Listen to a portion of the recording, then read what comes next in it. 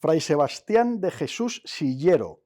Si les digo este nombre, pues seguramente se quedarán igual, porque es muy probable que nunca hayan oído hablar de él. Eso mismo le pasó a José María Zabala, hasta que hace un tiempo, en una cena, una persona le empezó a hablar de este fraile del siglo XVIII español, muy desconocido, y José María Zabala empezó a investigar sobre esta persona y le llegó a poner un apodo cariñoso que era el Padre Pío español. ¿Y por qué? Bueno, ustedes seguramente conocerán al Padre Pío, que es desde luego mucho más famoso que Fray Sebastián de Jesús, pero es que hizo unos milagros casi tan grandes como los del Padre Pío, como los que hizo el Padre Pío 2 siglos después, en el siglo XX. Y este fraile, que vivió en Andalucía, en el sur de España, no ha sido todavía canonizado, es siervo de Dios, pero a pesar de todos los milagros que hizo, a pesar de sus virtudes heroicas, todavía no es santo. ¿Quieren saber por qué?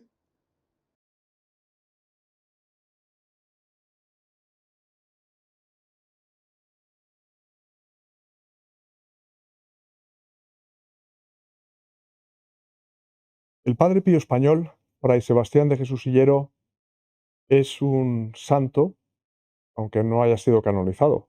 Fue declarado siervo de Dios por la Santa Sede y ahora veremos por qué no ha sido canonizado para los tiempos de hoy. Yo no conocía su existencia hasta octubre del año 2021, cuando fuimos mi mujer, Paloma y yo a dar una charla para matrimonios a Lucena, en la provincia de Córdoba, después de la cual tuvimos una cena en el círculo lucentino y ahí en medio de la algarabía, al principio, en el umbral de la entrada, mi amigo Paco López, que tiene casa en Montalbán, al lado, donde nació precisamente Fray Sebastián de Jesús Sillero, pronunció por primera vez su nombre.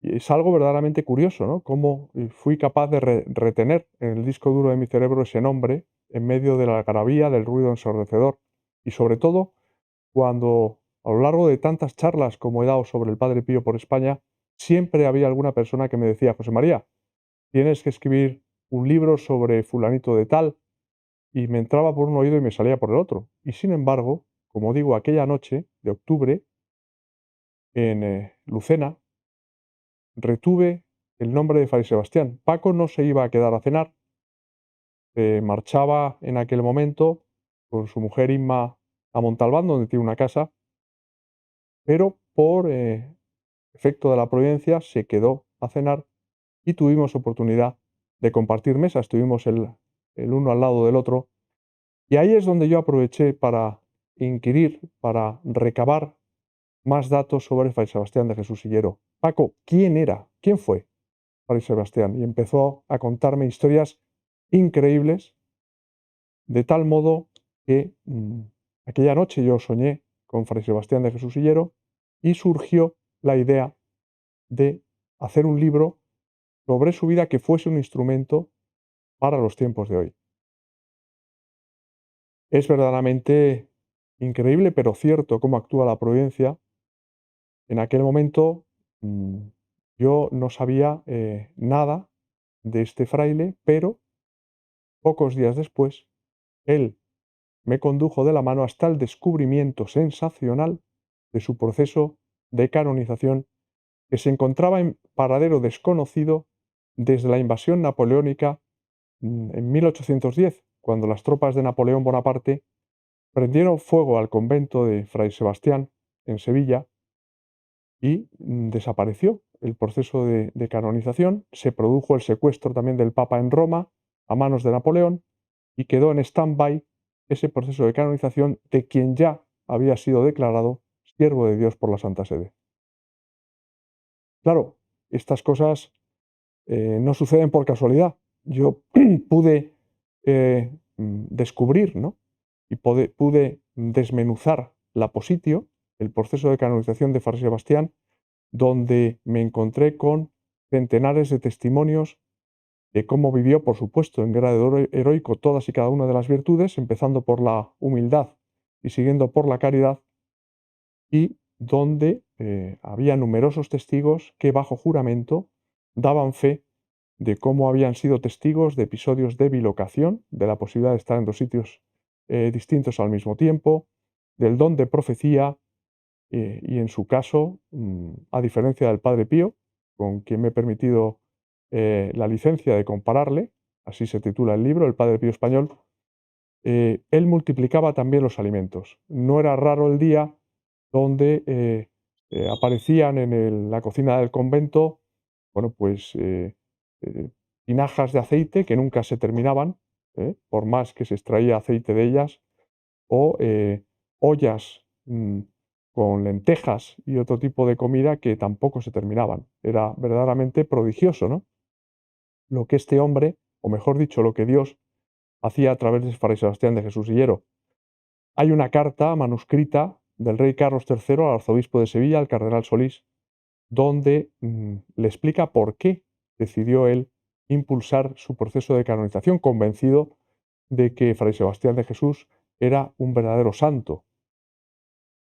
Poco antes de iniciar una travesía marítima, Fray Sebastián se acercó al rey para entregarle una crucecita que había elaborado él con sus propias manos con una rama de laurel que había en su convento.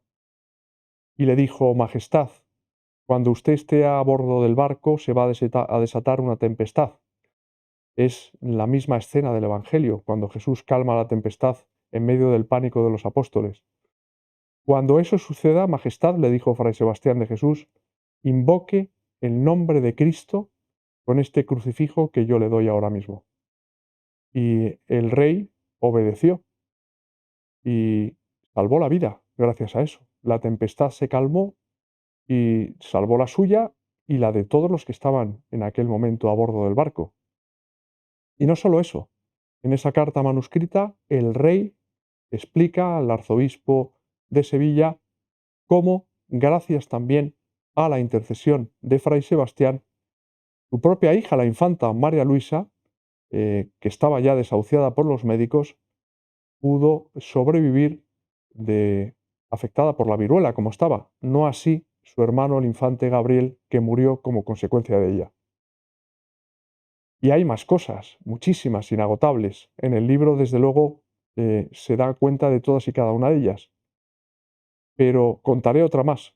En esa carta a la que estoy haciendo alusión, de Carlos III, el rey relata cómo Fray Sebastián profetizó que, valga la redundancia, sería rey de España.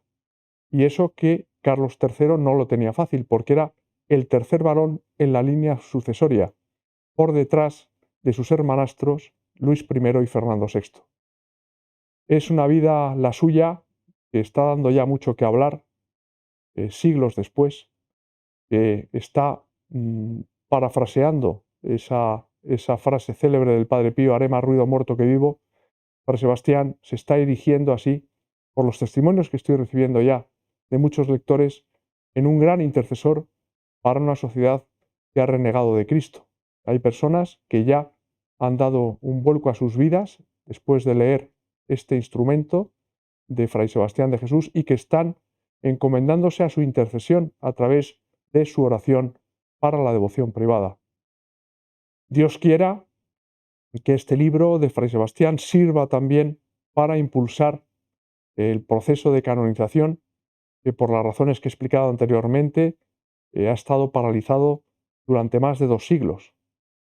Así que, bueno, pues para mí ha sido una experiencia increíble. Mientras componía este libro cayeron mi mujer y mis hijos con el coronavirus y yo, sin embargo, gracias a la intercesión de Fray Sebastián, me mantuve en pie hasta que escribí la última palabra de este libro, señal inequívoca de que es un instrumento de este fraile santo para los tiempos de hoy.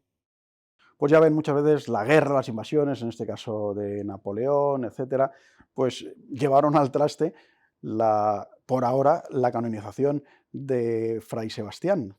Pero bueno, no perdemos la esperanza. Aquí lo ha explicado muy bien José María Zabala y esperamos, ojalá, que pronto podamos ver a este monje del siglo XVIII español, a este gran santo, camino de los altares, a este Padre Pío español. Les recomiendo la lectura del libro que, como siempre hace José María Zabala, ha investigado profusamente para darnos a conocer a este nombre que espero que a partir de ahora nunca se les olvide. Gracias por seguir este programa de Crónicas de hoy y les espero en nuestra siguiente entrega.